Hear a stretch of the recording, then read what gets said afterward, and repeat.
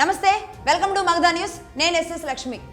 ప్రశ్న జోసెఫ్ కు పట్టిన గతే అభిజిత్ డిప్కేకి కూడా పట్టబోతుందా? బొద్దింకల నాయకుడు అభిజిత్ డిప్కే మీద రాజద్రోహం కేసు నమోదు కాబోతుందా? మన మెయిన్ స్ట్రీమ్ మీడియా ఎంతవరకు పోలీసులు కొట్టిన బొద్దింకలనే చూపించారు, కానీ బొద్దింకల దాడిలో తలలు పగిలిన పోలీసులను ఎందుకు చూపించలేదు? అదేవిధంగా ఇన్నేళ్ల పాటు ఇదే తెలుగు మీడియాలో సీనియర్ జర్నలిస్టులుగా చలామణి అయ్యి ఇప్పుడు ఎర్ర ముసుగులు తీసి మోడీని, దేశ సావరిటీని ప్రశ్నిస్తున్న వీళ్ళని ఏమనాలి? దీని గురించి మాట్లాడదాం. నిన్ననే ఢిల్లీ పోలీసులు ఇచ్చిన లెక్క చూస్తే ఏమర్థమవుతుంది? 2873 కేసులు ఉన్న క్రిమినల్స్ అందరూ కూడా మొన్న జరిగిన ఢిల్లీ అల్లర్లలో ఉన్నారు అని చెప్పిన తర్వాత అవాక్కయ్యారా? సరిగ్గా మేము 9 రోజుల క్రితం ఢిల్లీలో అల్లర్లు ముగిసిన వెరీ నెక్స్ట్ డేనే ఢిల్లీ అల్లర్లలో రోహింగ్యాలు ఉన్నారు అనే విషయాన్ని మేము చెప్పడం జరిగింది. అందులో భాగంగా ఢిల్లీ బొద్దింకలలో రోహింగ్యాలు అని మా టైటిల్ కూడా మీరు చూడొచ్చు. సరిగ్గా 9 రోజుల క్రితం.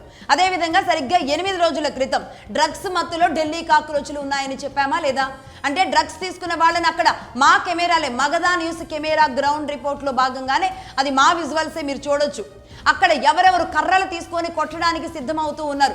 అల్లర్లు జరిగిన నెక్స్ట్ డే కర్రలు ఎక్కడి నుంచి వెళ్ళకొచ్చాయి, రాళ్ళు ఎక్కడి నుంచి వెళ్ళకొచ్చాయి, డ్రగ్స్ తీసుకున్న వాళ్ళు ఎలాంటి బూతులు మాట్లాడుతూ ప్రధాని మోడీ మీద ఎలాంటి సెటైర్లు వేస్తూ పిచ్చి పిచ్చి కూతలు ఆ హిందీలో వాళ్ళు ఎలాంటి మాటలు మాట్లాడుతున్నారో ఆ వీడియోలు కూడా మీరు చూడొచ్చు. అందులో ఒకసారి ప్లే చేయండి వీలైతే.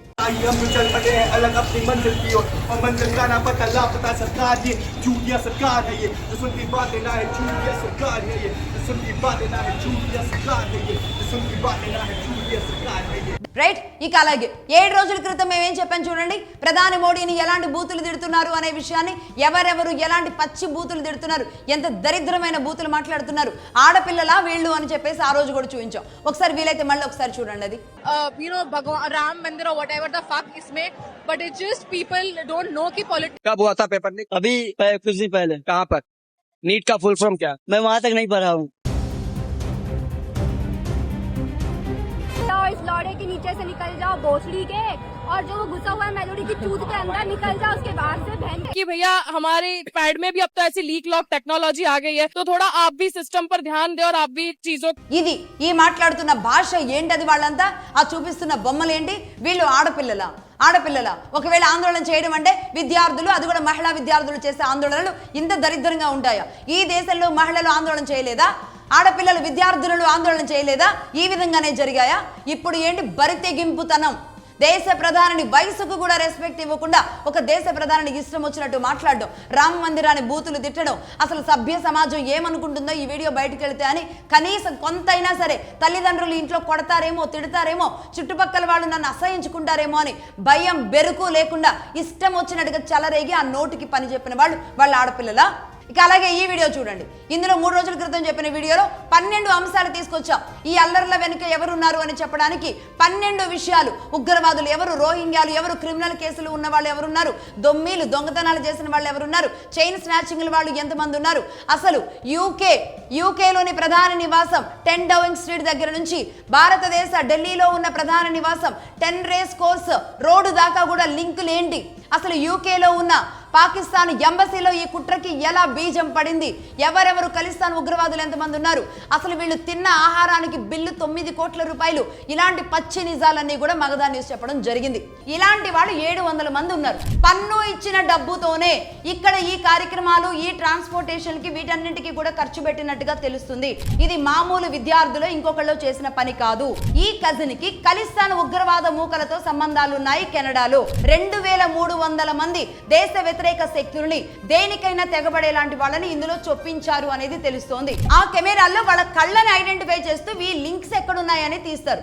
నేను చెబుతున్నాను, Magadha news integrity, Magadha news research అనేది ఎంత బలంగా ఉంటుందో చెప్పడానికి. అది దేశం విషయాలు కావచ్చు, ఇంటర్నేషనల్ విదేశాలకు సంబంధించిన విషయాలు కావచ్చు, లోకల్ విషయాలు కావచ్చు, వేగ్గా పైన పనికి మారిన మాటలు మాత్రం మగధా మాట్లాడదు. ఖచ్చితమైన ఇన్ఫర్మేషన్ తీసుకొని, ఖచ్చితత్వంతో కూడిన ఇన్ఫర్మేషన్ ని తీసుకొని వచ్చి అందరికంటే ముందే 10 రోజులకు ముందే ప్రతి విషయాన్ని మీరు బేరీజు వేసుకోండి. ఏదైనా సరే ఇది జరగబోతోంది అనేది మేము ఎలా చెప్పగలుగుతున్నాం? ఆ రీసెర్చ్ టీం, ఆ మేధావులు, ఆ జర్నలిజం, సరైన జర్నలిజం చేసిన టీం మగధాకున్నారు అని నేను ఈ విషయంలో చెబుతున్నా. ఎందుకంటే ఈ రోజు 2873 కేసులు వచ్చాయి అని ఇప్పుడు మాట్లాడుతున్నా సరే చౌకెక్కించుకొని మూకున్నారు చూడండి. వాళ్ళకి అర్థం కావాలి. ఆ రోజు నుంచి మగధా న్యూస్ చెబుతూనే ఉంది. అందుకే నేను చెబుతాను, ఇది కనీసం 10 మందికి చేరవేయండి, జరుగుతున్నది ఇది, కాన్స్పిరసీ ఇది, దుర్మార్గం ఇది అని చెబుతాను. ఎంత దుర్మార్గం చూడండి, ఎవరెవరు ఉన్నారు, ఎన్నెన్ని కేసులు వాళ్ళు ఉన్నారు అనేది ఇప్పుడు ఢిల్లీ పోలీసులు ఇచ్చిన లెక్క ఒకసారి చూద్దాం. హత్యలు చేసిన వాళ్ళు అంటే ఈ కేసులు ఉన్న వాళ్ళు 101 మంది ఉన్నారు. అటెంప్ట్ టు మర్డర్ చేసిన వాళ్ళు 62 మంది ఉన్నారు. దోపిడీలు దొంగతనాలు ఈ కేసులు ఉన్న వాళ్ళు 284 మంది ఉన్నారు. అక్రమ ఆయుధాలు కలిగి ఆర్మ్స్ యాక్ట్ కలిగి అంటే ఆ నేరంతో ఉన్నవాళ్ళు, ఆర్మ్స్ యాక్ట్ నేరం కలిగిన వాళ్ళు 229 మంది ఉన్నారు. అలాగే డ్రగ్స్ కలిగి NDPS యాక్ట్ కలిగిన వాళ్ళు 67 మంది ఉన్నారు. కిడ్నాపింగ్ గ్యాంగ్ అందులో 19 మంది ఉన్నారు. చైన్ స్నాచర్స్ 135 మంది ఉన్నారు.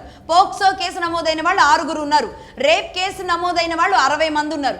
అదర్ IPC అండ్ BNSF కింద నమోదైన కేసులు 1884 మంది ఉన్నారు. మొత్తం కలిపి 2873 మంది ఉన్నారు అని ఢిల్లీ పోలీసులు ఇచ్చిన లిస్టు చూసిన తర్వాత అయినా సరే సిగ్గు తెచ్చుకోవాలా లేదా? అలా కాకుండా వీళ్ళు ఏం మాట్లాడతారు, అర్ధరాత్రి ప్రధాని గారు ఎందుకు ఇన్స్టాలో ఒక వీడియో పోస్ట్ చేశారు, అసలు దేశ ప్రధాని ఎప్పుడూ లేంది ఫ్రంట్ కెమెరా ఆన్ చేసుకొని మరి చేయడంలో ఏంటి అంతరార్థం ఏంటి అంటారు. ఇప్పుడు చెబుతున్నాను చూడండి, సింహం ఒక అడుగు వెనక్కేసింది అంటే ఆ తర్వాత జరగబోయే వేట వేరే రకంగా ఉంటుంది అని చెప్పడానికి. ఎందుకు అసలు ఈ సింహం, అది ప్రధాని, మన దేశ ప్రధాని కాబట్టి నేను సింహమే అంట. ఆ ప్లేస్లో ప్రధాని మోడీ గారు ఉండనివ్వండి, ఎవరైనా ఉన్నా సరే మన దేశానికి సంబంధించి దేశాన్ని నడిపించే వ్యక్తులు ఎవరైతే ఉంటారో, దేశ సమగ్రతని కాపాడుతూ నడిపించే వాళ్ళు ఎవరైతే ఉంటారో వాళ్ళని ఖచ్చితంగా మగధా న్యూస్ సింహంగానే కీర్తిస్తూ ఉంటుంది. అందులో మోదీ గారు ఎందుకు అర్ధరాత్రి పూట వెనక్కి తగ్గారు, ఎందుకు అర్ధరాత్రి పూట ఇన్స్టాలో వీడియో పోస్ట్ చేశారు చెబుతున్నాను చూడండి. అమాయకమైన విద్యార్థులని ఈ బొద్దింకల ముసుగులో తీసుకువెళ్లి వాళ్ళ జీవితాలతో ఆడుకుంటున్న మూక ఆట కట్టించడానికి, ఆ విద్యార్థులను ఆ మూకలో నుంచి బయటకు రప్పించడానికి అర్ధరాత్రి మోడీ గారు వెనక్కి తగ్గారు. ఈ విషయం కూడా అర్థం కాని వాళ్ళు నిజానికి అర్ధరాత్రి, అది కూడా దగ్గరగా కెమెరా పెట్టుకొని ఆయన వీడియో రిలీజ్ చేసినప్పుడే అర్థం అవ్వాలి. కానీ ఇన్నాళ్ళ పాటు మోడీ వెనక్కి తగ్గాడని జబ్బలు జరుచుకొని ఇక్కడికి ప్రస్తుతానికి సామరస్యంగా క్లోజ్ అయ్యింది, సమస్య సాల్వ్ అయ్యింది. ఆ నెక్స్ట్ డేనే ధర్మేంద్ర ప్రధాన్ రాజీనామా చేయడం, కేంద్ర మంత్రులు ఇద్దరు కూడా ఈ విద్యార్థులు ఇద్దరిని పిలిచి మాట్లాడడం, అశుతోష్ రాంగా, సౌరవ్ దాస్ వీళ్ళిద్దరిని పిలిచి మాట్లాడడం, వీళ్ళు కొన్ని అప్పీలు పెట్టడం, దాంతో ఒక చర్చకు రావడం. అలాగే ఈ సౌరవ్ దాస్, అశుతోష్ రాంగా ఇద్దరు కేంద్ర మంత్రులతో మాట్లాడేటప్పుడు ఏం మాట్లాడారు, ఈ నీటి విద్యార్థులకు సంబంధించి వాళ్ళకి పరిహారంగా ₹1 ఇవ్వాలన్నారు. అలాగే ఈ బొద్దింకల నాయకులు కేంద్ర మంత్రులను ఏమడిగారు, మా విద్యార్థుల మీద ఏవేవైతే కేసులు ఉన్నాయో ఆ కేసులు తీసేయండి అన్నారు. సరే తీసేస్తామన్నారు. ఆ విద్యార్థుల డేటా తీసుకొని ఆ పరంగా ఎవరైతే ఉన్నారో వాళ్ళందరి కేసులన్నీ కూడా తీసేస్తున్నారు. కానీ ఎక్కడ మతలబ్ వస్తుంది, ఈ క్రిమినల్స్ ఎవరైతే ఉన్నారో వాళ్ళని కూడా కేసులు తీసేయండి అని అడుగుతున్నారు. ఇది అర్థం పర్థం లేని మాట అవదా? వీళ్ళు విద్యార్థుల, వీళ్ళు బొద్దింకల. అలాగే ఈ ఆందోళన చేసిన విద్యార్థుల మీద కేసులు అయ్యాయి కాబట్టి ఆ కేసులన్నీ కొట్టేయాలని అడిగారు. కొట్టేయాలంటే ఏం కావాలి, ఆ విద్యార్థులకు సంబంధించిన డేటా కావాలి. ఏ విధంగా, వాళ్ళు ఏ కాలేజీలో ఉన్నారు, వాళ్ళు ఏం చదువుతున్నారు, వాళ్ళ తల్లిదండ్రులు ఏంటి, వాళ్ళ ఆధార్ కార్డులు ఏంటి, వాళ్ళు ఏ ప్లేస్లో ఉంటున్నారు, వాళ్ళ ID ప్రూఫ్లు, కాలేజ్ ప్రూఫ్లు అన్నీ కావాలి. వాళ్ళకి సంబంధించిన డేటా అంతా కావాలి. ఒక విద్యార్థికి ఏం డేటా ఉంటుందో అంత డేటా కూడా కావాలి. ఆ డేటా తీసుకున్న తర్వాత వీళ్ళు విద్యార్థుల, క్రిమినల్స్ అనేది బేరీజు వేసుకుంటారు. ఇందులో భాగంగా తెలుస్తుంది ఏంటో తెలుసా, దాదాపుగా 16-17 సంవత్సరాల వాళ్ళ నుంచి 45 ఏళ్ల వరకు వాళ్ళు కూడా ఇందులో ఉన్నారు అని. అంటే 45 ఏళ్ల వాళ్ళు ఏం కాలేజీలో ఏం చదువులు వెలగబెడుతున్నారు చెప్పండి నాకు. వీళ్ళు ఏం చదువుతున్నారు, వీళ్ళు నీట్ ఎగ్జామ్ ప్రిపేర్ అవుతున్నారా, సివిల్స్కి ప్రిపేర్ అవుతున్నారా, గ్రూప్స్కి ప్రిపేర్ అవుతున్నారా, పోనీ 10th క్లాస్కి ఏమన్నా ప్రిపేర్ అవుతున్నారా? ఈ 45 ఏళ్ల వయసు ఉన్న వాళ్ళు కూడా ఇందులో ఎందుకు వచ్చారు అంటే, అమాయకమైన విద్యార్థుల్ని అడ్డంగా అక్కడ చూపించడానికి, కెమెరాలకు చూపించడానికి, ఆ పసి ముఖాలు కొంతమందిని చూపించి వెనుక ఒక కుట్ర కోణం జరిగింది, క్రిమినల్స్ అందరినీ వెనక పెట్టారు. ఆ విషయంలో ఇప్పుడు ఎవరైతే కాక్రోచ్లు, మేము జెన్జీలు అని ఎగురుకుంటూ వెళ్ళిన పిల్లలు ఉంటారో ఆ తల్లిదండ్రులకు అర్థం కావాలి. అంటే వాళ్ళ ప్రాణాలను పణంగా పెట్టి, ఆ విద్యార్థుల భవిష్యత్తును పణంగా పెట్టి వీళ్ళు వాళ్ళ చేత దుర్మార్గాలు చేయించి అవసరమైతే పిల్లలే ఇరుక్కునేలాగా రేపు ఏదైనా జరిగింది అంటే, ఇప్పుడు చెబుతున్నాను చూడండి, అజిత్ దోవల్తో చర్చలు జరుగుతున్నాయి. మగధా న్యూస్ చెబుతున్న ఎక్స్క్లూజివ్ ఇన్ఫర్మేషన్ ఇది. అజిత్ దోవల్తో చర్చలు జరుగుతున్నాయి.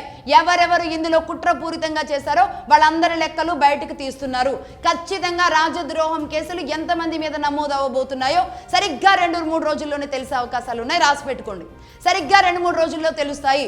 అజిత్ దోవల్ కనుక ఒక్క నిర్ణయం తీసుకొని ఓకే అని ఆయన అన్నారు అంటే కనుక ఇమ్మీడియట్లీ వీళ్ళ లెక్కలన్నీ తీస్తారు. లేకపోతే ఏంటి వాళ్ళు జరిపింది, ఎంత దుర్మార్గం. ఫైనల్ కంక్లూజన్కి వచ్చారు. అందులో భాగంగా కొన్ని అంశాలు తీసుకున్నారు.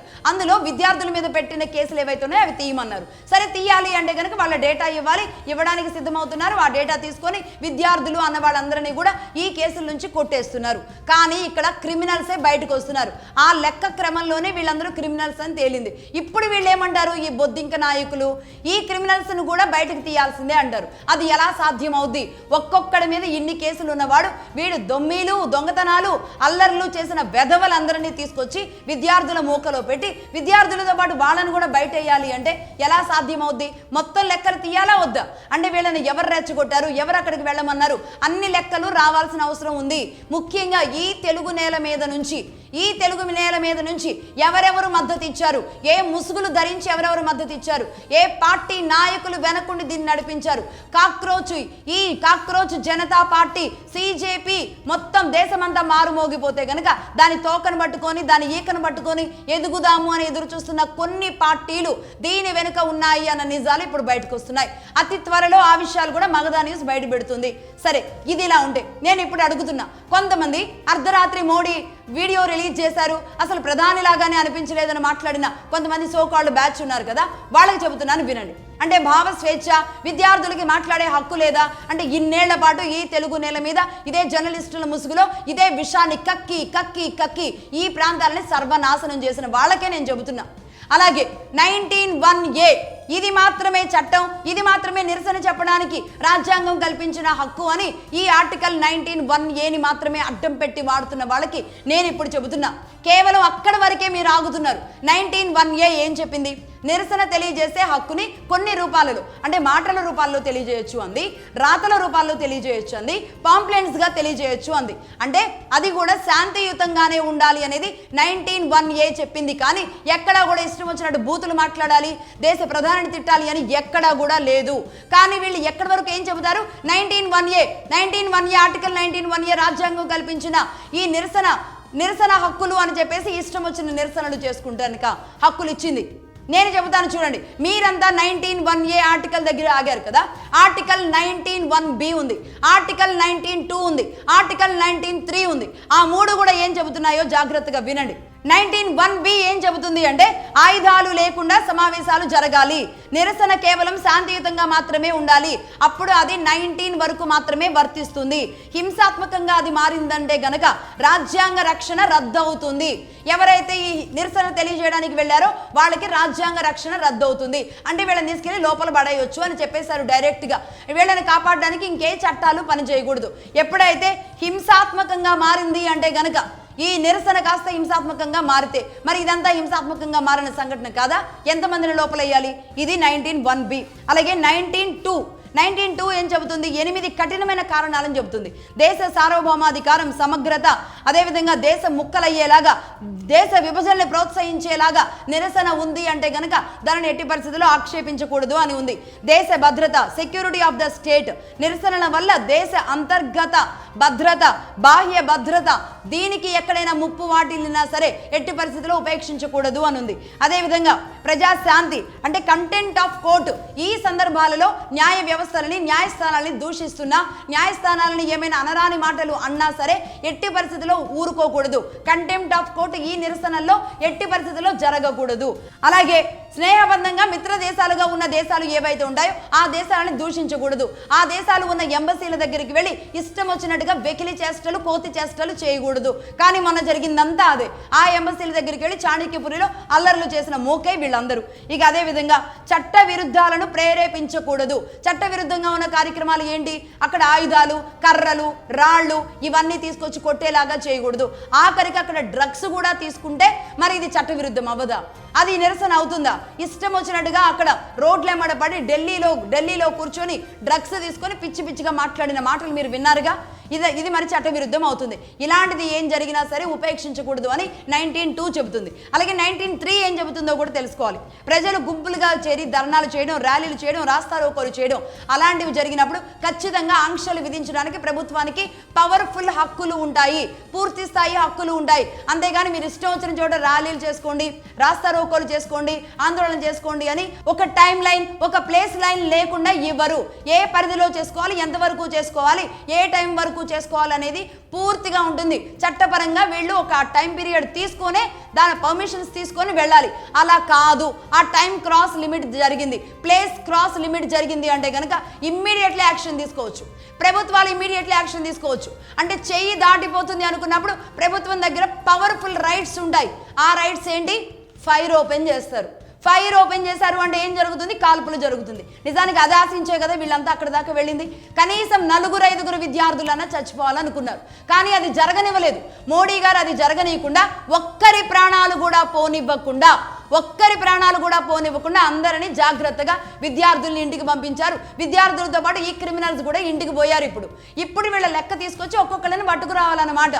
ఈ విధంగా జరిగింది. అంటే ఏం జరిగింది? ఢిల్లీలో జరిగిన అల్లర్లు కేవలం అది నీట్ కోసం మాత్రం కాదు. ఇది దేశ విఘాతం కలిగించడానికి, దేశ భద్రతకి విఘాతం కలిగించడానికి, భారతదేశ శాంతి భద్రతలకు విఘాతం కలిగిస్తూ, భారతదేశ ఇంటిగ్రిటీని తగ్గిస్తూ, భారతదేశాన్ని ముక్కలు చేయడానికి జరిగిన అతి పెద్ద కుట్ర ఇది.